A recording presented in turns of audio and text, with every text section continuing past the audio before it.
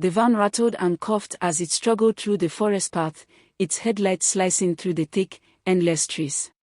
Vicky sat wedged between strangers who shared her fear, 6 souls trapped in silence.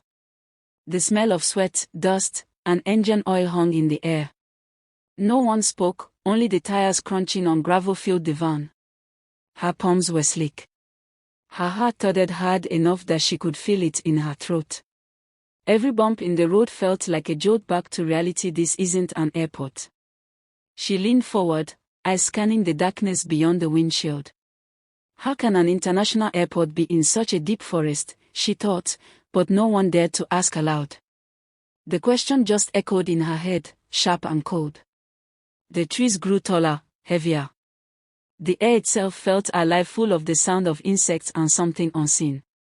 She glanced back, trying to remember the way they came, but everything behind them looked the same. Green. Dark. Infinite. Her throat tightened. "I'm in serious danger," she whispered to herself, her voice trembling. Amilo said nothing. His face was carved into calmness, eyes fixed ahead like a man on a mission. Every turn of the steering wheel dragged them deeper into nowhere. By the time the sun vanished behind the trees, Vicky's stomach was twisting in hunger. She realized she hadn't eaten all day, not even breakfast. She told herself she'd eat on the plane, maybe even take a photo of her first in-flight meal to post online. The thought now felt cruel. Her lips trembled as regret clawed its way up her chest. If I had known, I wouldn't have sold everything. I wouldn't have trusted him. The image of her car, her gold earrings, her little apartment, everything she'd sacrificed flashed before her eyes. All for a dream that had turned into a trap. She pressed her forehead against the cold glass of the van window and let tears slide down her cheeks in silence. After hours that felt endless, the van finally slowed.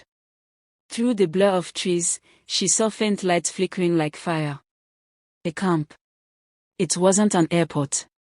It was a clearing full of tents, old vehicles, and men who looked like they had long forgotten mercy. Their faces were rough, their laughter coarse. A few of them carried long sticks and machetes, others leaned against cars smoking lazily. Vicky's heart dropped. Amilo stepped out first, walking with the casualness of someone meeting old friends. 3 men approached him. They spoke in low tones, serious, but their gestures made it clear what was happening. Vicky watched from the van, the others too frightened to breathe. Then one of the men, tall, broad-shouldered, with a scar slicing across his forehead, looked straight at her. His stare froze her where she sat. "This one," he said, voice deep and rough. "I want this one. She'll be useful." Amilo turned and met Vicky's eyes.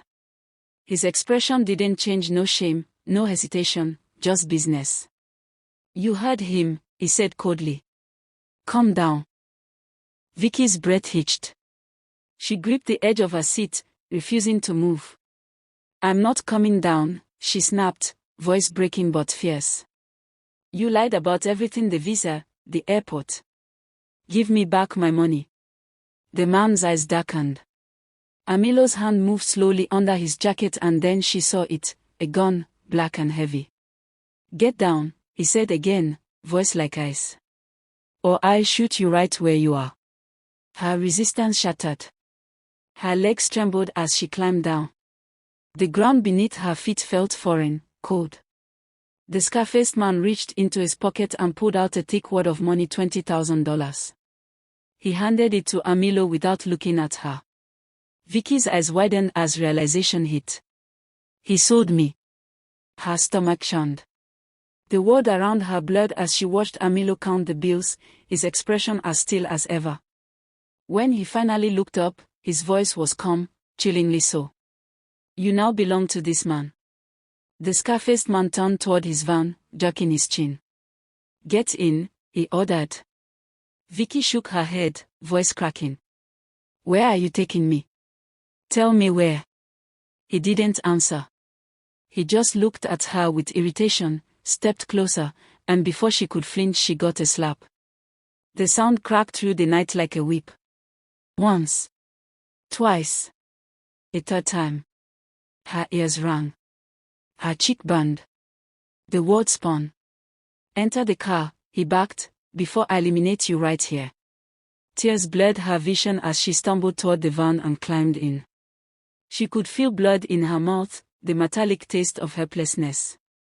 As the vehicle roared to life and the forest swallowed them again, she pressed her hands together, whispering a trembling prayer. God, please, just let me come out of this alive. To be continued.